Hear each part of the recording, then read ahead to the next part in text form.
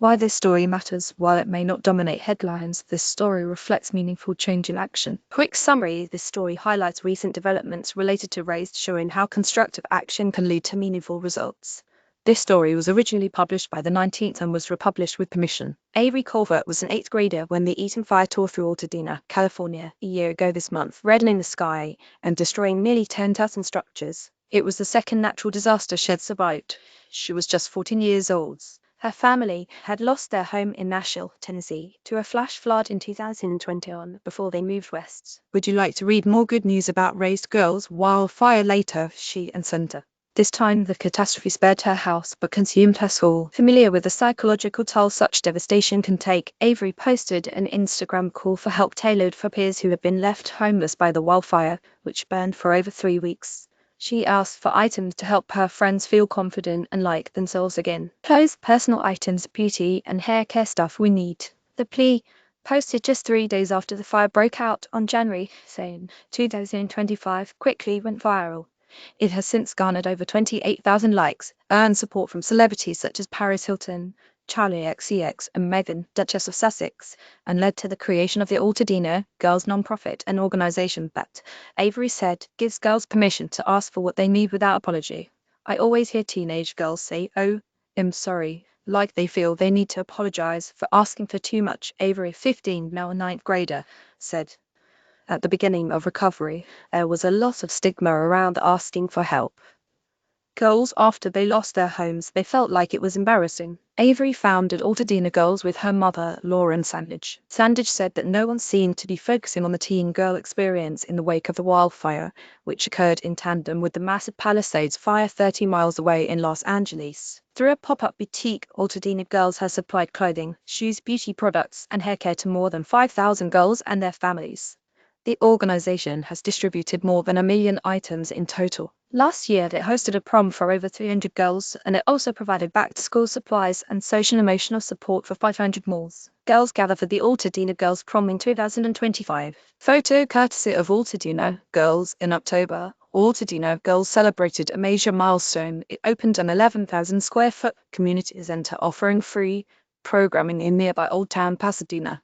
What began as a social media request for donations turned into a movement that revealed how inclusive disaster recovery can be when girls are centered rather than marginalized. Avery didn't write her viral post with an end game in mind. I don't even know what I was thinking, she said. I was going through so many emotions at the time that my body just kind of went into fight or flight mode.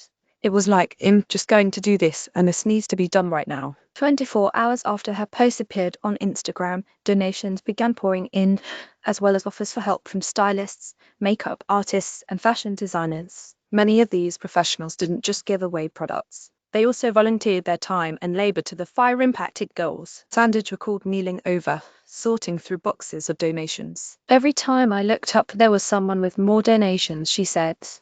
And then they would stay. They could tell I was overwhelmed, and they would just stay. Woven through Altadena Girls is this sense of community. The organization is more than just about distributing goods to teen girls in need.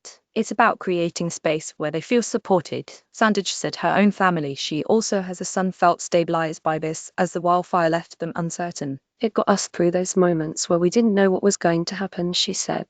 The fires were still burning. Everyone felt that way. Through its permanent brick-and-mortar space, which opened on October 11, 2020, International Day of the Girl, the hope is that Altadena girls can continue bringing the community together. Avery Colvert and her mother, Lauren Sandage, celebrate the opening of the Altadena Girls Community Center in Pasadena, California, in October 2025.